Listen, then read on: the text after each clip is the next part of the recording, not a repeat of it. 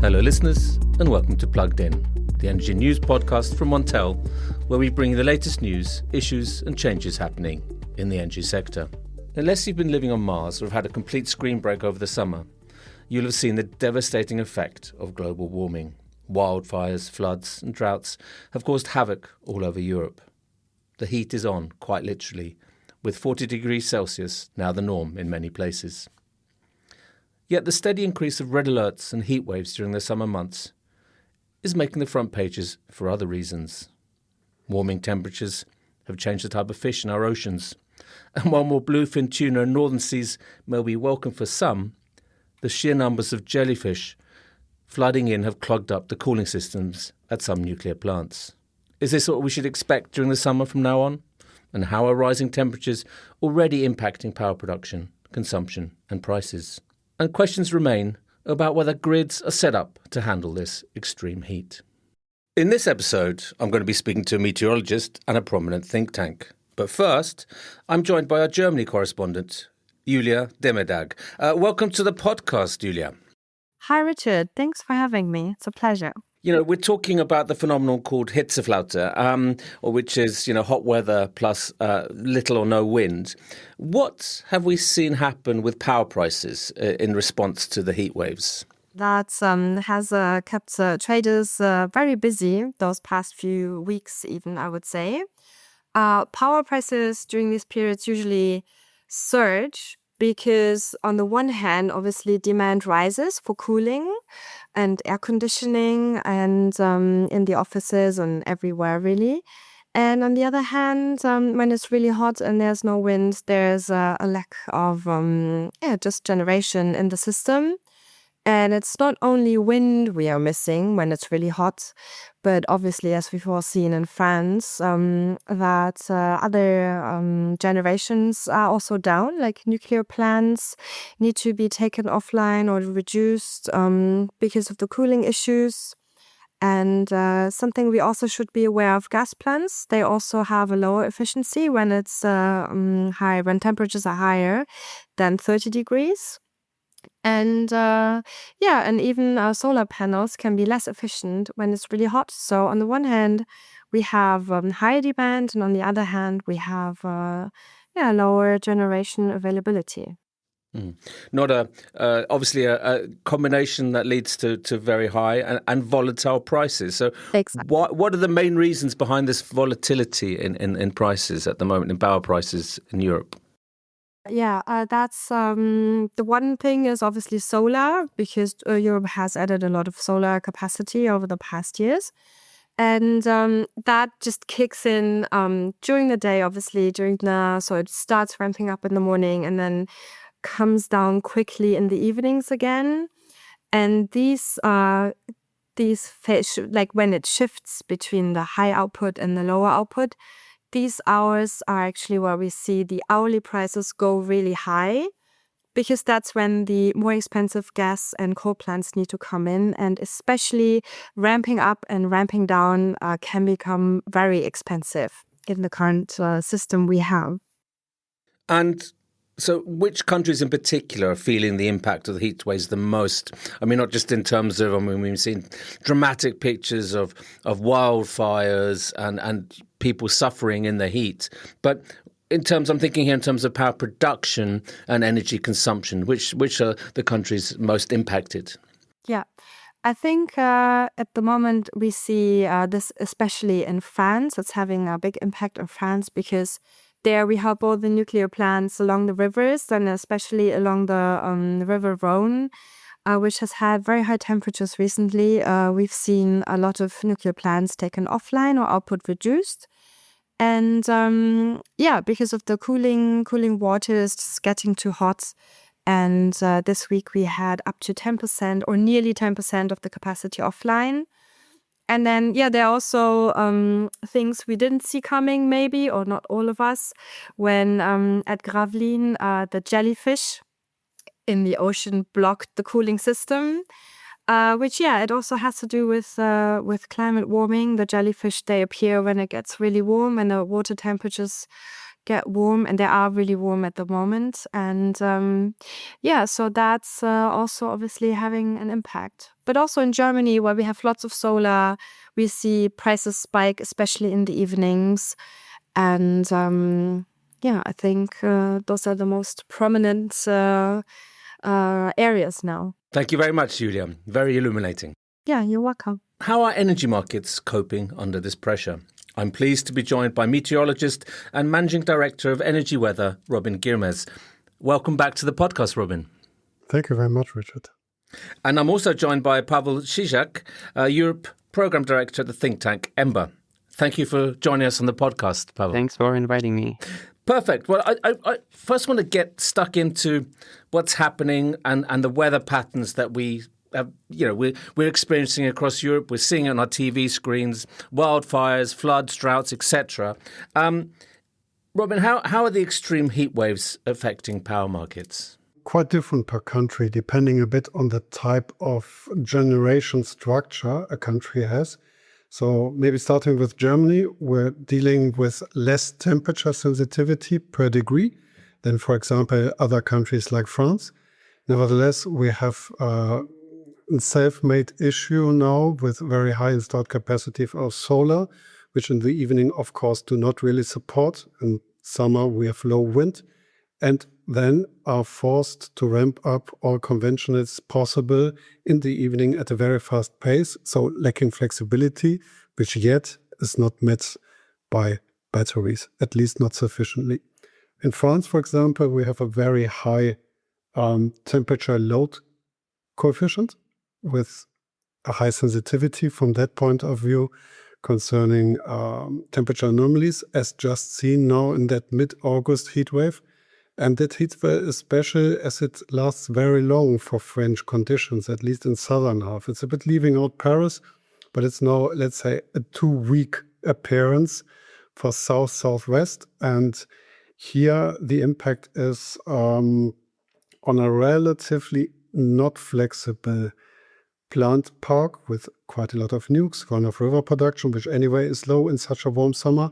And the cooling water is an issue, therefore, for plants, here in France, mainly for nukes, which at a certain point have to reduce their capacity, their output compared capacity to meet environmental targets for the temperature of water after taking for energy production. I mean, we'll return to some of these issues in a bit, Robin, but do you think this is something that's happening more regularly? Do you see, is this something, these weather patterns, is something that we can expect every summer and we can prepare for them? Heat waves we expect every summer, but nevertheless, there has been a bit of a change within, which is connected to climate change. They appear a bit more often, and especially they're a bit more long-lived. And that is maybe the key change so far in Europe, that pattern persistence. You have not, like let's say, in former decades, 1, 2, 3 heat waves per summer, each of them 3 to 7 days. Sometimes they are connecting, they are repeating. And in such a repeating mode, the third or fourth wave of the same weather is causing the extreme, is causing that rare event of having, for example, more than 2 weeks of 35 degrees plus in widespread coverage in southern Europe. But like countries like Spain and Italy, you could say, or the southern parts of France have maybe been quite used to, or Greece, etc., have been used to very high temperatures, whereas now the impact seems to be more on northern European countries, such as we've seen, a long period of temperatures above 30 degrees in the Nordic region, like in Finland and in parts of Norway and Sweden, which is very unusual. Is this something that we could expect more and more of? Let's have it this way. The year-to-year volatility will stay very high. You will have summers with lots of rainfall, maybe that repeating tendency as well for the wet side. You may remember some of the flooding events in the past. It's always not the first low crossing an area, but the third, fourth, fifth causing the flooding. And a heat wave like seen now in July in the Nordics was, let's say, another direction of heat to go instead of May, June for Central and Western Europe, now in August appearing in these regions again. And intermediate, there was some low pressure track causing cooler temps for CWE, but the warms being bypassed into Nordics. So we also deal with too much warmth around. That is also one effect of the climate change.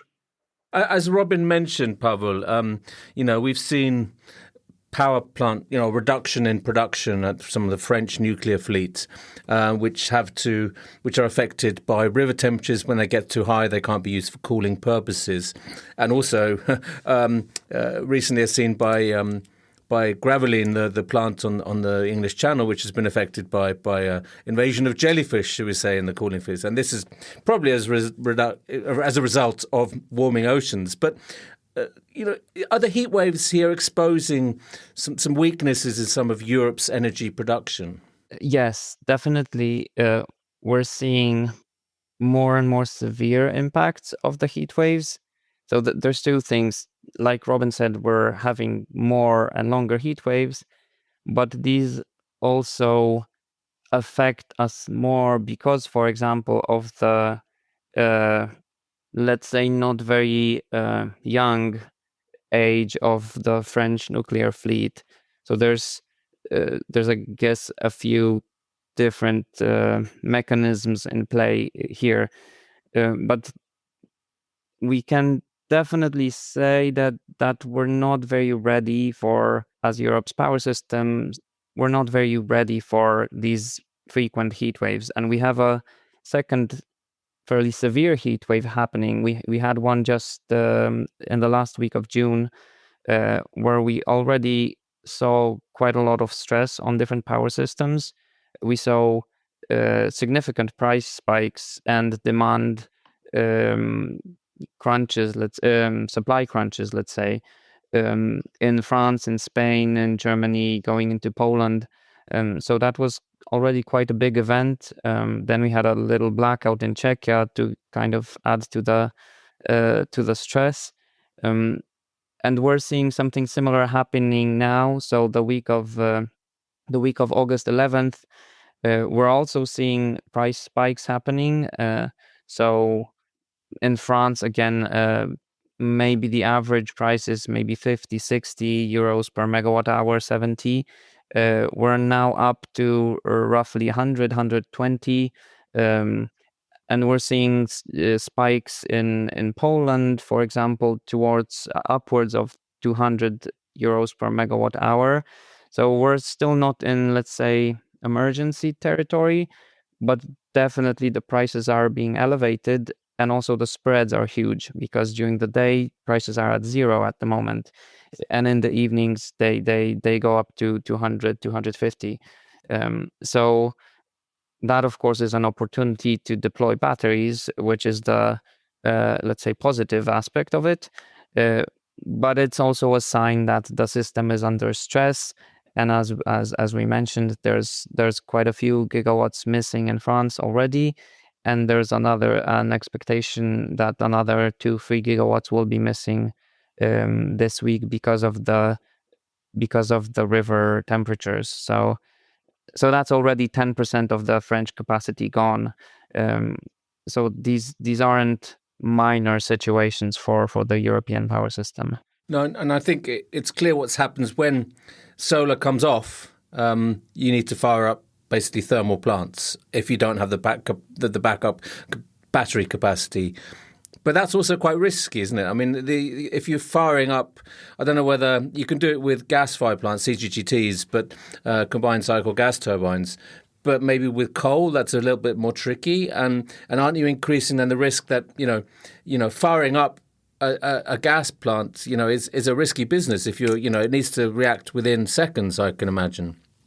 Pawel, I mean, what's your view here?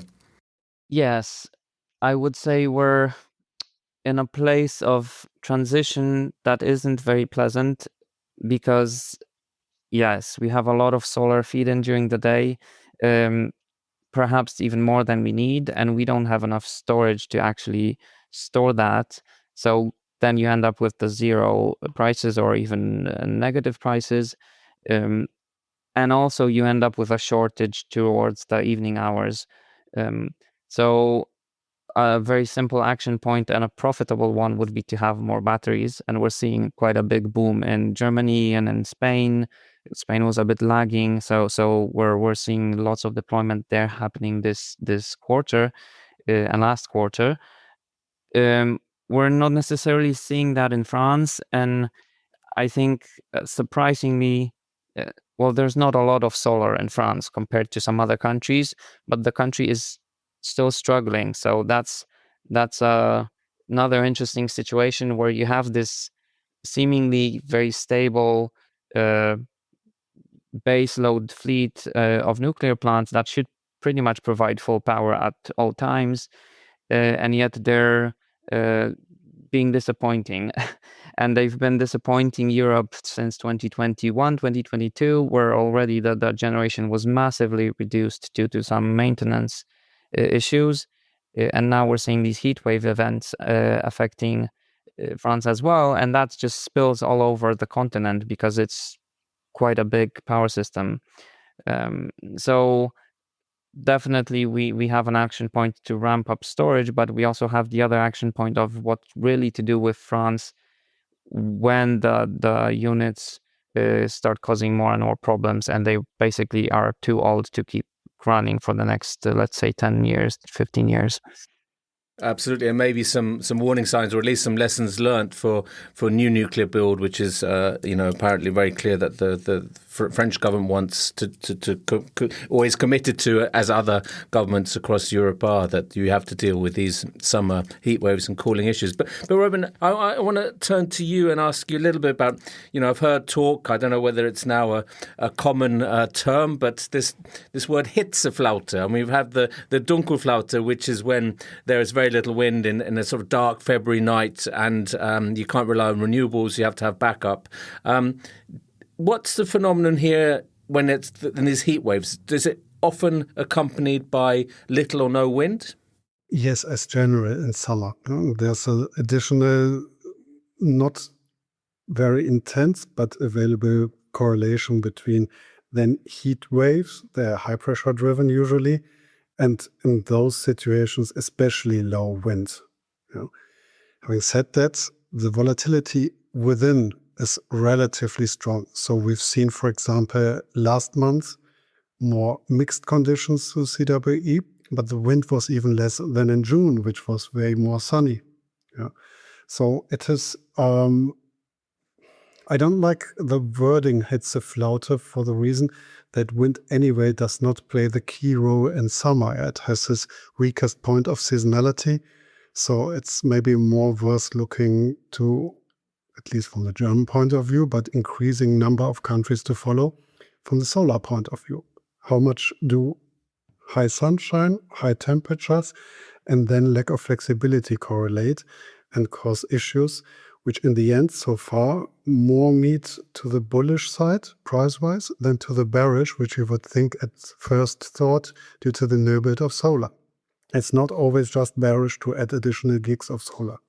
So can you explain that? Why is that the bullish tendency? Why could that increase prices, Robin? For countries like France, Germany, Poland, you have a good portion of the power plant fleet being not that flexible. You mentioned it, with coal being a risk, with nukes as well. So you can't ramp them up within seconds or even minutes. And with Germany, for example, now in late summer facing between hours 16 and 18, a steepness in a solar day of more than 1 gig per 5 minutes, which needs to be compensated by conventionals, you're really on the edge. So if you further continue to rise that steepness of the slope, or if by nature the steepness is increasing into late summer when the darkness begins earlier in the evening, but you still have at noon a similar high level of maximum amount, then you're a bit beyond capacities of the system, which is then met not by emergency case, as Pawel mentioned, but with very high prices which are, let's say, double or 3 times the most expensive part in the generation costs, which is, from our definition, a kind of spike. Absolutely. So 1 gigawatt every 5 minutes. That's the drop off in production. That's astonishing. That's like 12 gigawatts in an hour. Yeah, it's a bit more even in Germany currently. In the heat wave we now face in mid-August. And it's getting even a bit more steep, independent from the temperature, due to daytime regularities, into early September. That's astonishing. That's the equivalent of 12 nuclear plants going off in the space of an hour. I mean, that's the system can cope with that is very impressive at the moment. But I think what other types of flexibility other than batteries? I mean, you mentioned batteries. Batteries are obviously the key, and these high prices should be incentivizing a massive rollout of batteries. But what other kind of flexibility options are there, Robin? Not enough yet. You need a bit more cross-border cables, maybe, to connect. You have certain negative correlation of pattern in the weather. So a high-pressure area is very rarely covering all of Europe. So if you have high pressure in southern and central Europe, you usually have the lows being bypassed to Scandi. So if there's wind and or preset, why not exporting? Yeah. So cross-country connections. On the other sides as well, hydro storage could be a solution on the low emission stuff, which is on the continent at least very limited for new allowances. Yeah? So nobody wants to see new storages in Switzerland or Austria. And it is that, as the rollout of electric vehicles continues apace, and certainly in some countries, would that also help? If bi-directional loading is allowed, so greetings to EU. At some point, maybe they are able to think about that. That would help quite a lot, as there are several gigawatts storage capacity running on the streets in Germany alone, in Netherlands as well. They just need to relax the rules. I mean, what's your view here, Pawel? What other kind of options do you think? For example, what does France? What kind of options are on the table for France? I think France is a particularly difficult place for all of this we're talking about. And just one thing to add to Robin's point, there's also a big demand increase connected to all of these events we're talking about. So you have high solar, you have low wind, you have stress on thermal plants, plus you have an increase in demand. And it's actually, I was just looking at the data for these past few days, so the week of the August 11th, and in France and Germany, the increase in peak demand is 5 to 10%. So that's quite a lot, again, considering the supply crunch. The good thing is that this demand sits not necessarily in the evening, somewhat surprisingly. So actually the use of AC, air conditioning, that is pushing this demand up, it seems to be focused more in the early noonish hours, let's say even morning hours. So I'm assuming also because people go to work and turn on the AC there. So that's actually good from a flexibility standpoint, because you have a bit more alignment of the demand with the supply from solar. And generally that's what we should be aiming for, which is to shift as much as the demand towards these hours of high solar feed-in. And of course, there's different ways of doing that through tariff designs, through compensation schemes for the industry. But in the simplest form, we were talking about electric vehicles. You should basically force people to charge them during the day. Nobody should be charging the EV at 7 p.m., right? Or like 6:30 p.m. And maybe same goes for thermal storage. That's maybe more of an autumn thing, but if you have a hot water boiler or heater, you should be charging that again during the day and not at night, not in the evening. So there's different incentive schemes that can facilitate that, and there's schemes like Octopus Energy in the UK is a let's say pioneer of that. Basically paying people to shift this demand. So people get money or make savings, the system is happy, the energy company is happy, everybody's happy basically. But you need to facilitate that, but it's not rocket science, I would say. No. So to incentivize that shift in demand, but also tweaking the regulatory framework, as Robin and yourself mentioned, to allow for that two-way, both so that you can use car batteries for to feed into the grid as well as take out of the grid. But that's very interesting, Pawel. You mentioned Poland. What are the issues in Poland at the moment? Is it the same kind of issues that we're talking here about? The country's had a massive rollout of solar power in the last few years, but it's very, very obviously the fundamental basics there is coal generation. So what are the main issues? Is it also the river temperatures used for cooling that are a problem? They used to be a problem. There were a lot of upgrades done in the past. So we've gone through a few stress events in 2015, 2020, 2021, and there were a lot of upgrades. So, for example, reservoirs built next to coal plants to manage the temperature better. So I don't think that's actually a big problem now. The problem is the same as everywhere else, which is the lack of flexibility. So you can have a fully operational coal plant, but it still cannot ramp up a gigawatt in 5 minutes usually, right? So again, there's a lot of work being done to incentivize storage systems, but also introduce schemes. Dynamic tariffs were just recently introduced. So again, schemes for this consumer, let's say, incentives or industrial incentives for demand shifting. And then we also just recently had an anti-blackout regulation package that is, I think that's interesting because that's more on the grid side and the security side. That's something we didn't talk about. Because in these stress events, even if you do have a blackout, there's different ways of handling that. There's better ways and worse ways. And you can put in place procedures and technologies that can make it less painful, or you can make it more contained. So maybe you lose power in part of the country, but it doesn't spill too far. So things like that are being tested not only in Poland and in the UK and Belgium, but I think that's a process that should be also emphasized. So technical solutions that allow you to restart the system, for example, from the vast amounts of solar. It cannot be done at the moment, but if you have procedures for that, and if you have grid forming inverters, if you have some storage, you can actually start the system up through these little islands, I don't know, village by village, basically, instead of having a massive countrywide blackout and then you're kind of stuck for a long time.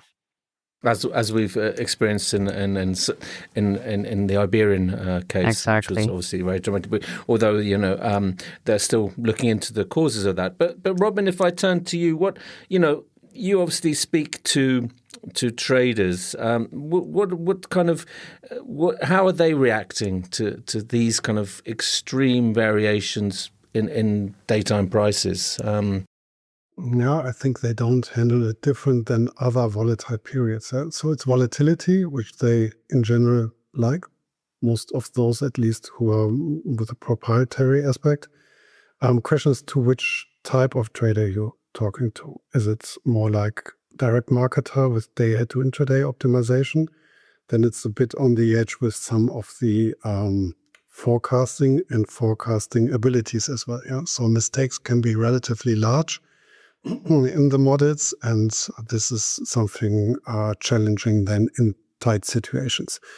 On the curve, it's not really much of a carpet effect visible. No? So on base, for example, or base peak spreads, it doesn't do that much. People expecting, okay, in summer it's hot, sometimes sunny, and with a consequence of maybe a more expensive week being leveled off by somewhat more unsettled conditions again. So the longer the contact, the less impact from that summer spike stuff. So it was different in 2003 or 2006.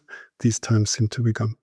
Yeah, and there wasn't that much renewables installed then anyway at that time. But obviously it makes, the importance of correct forecasts are absolutely important here, aren't they? Absolutely crucial in these terms for those kind of intraday and day ahead traders reacting very quick, because if you're out of balance with those kind of prices, it could certainly get very, very expensive, right? Yeah, absolutely. Well, people maybe are more worried about the Dunkelflaute if we put it in comparison to the Hitzeflaute. That's more of a worry in winter, but yeah. And obviously it's too early to talk about that, and that's a completely different subject matter. Maybe we'll return to that in January, Robin. But, I think, what kind of innovations and technologies do you expect to see, Pawel, in terms of, in Europe to deal with this? We talked a little about EVs and batteries, etc. And you talked about grid innovations as well. Is there anything else that we should be looking at?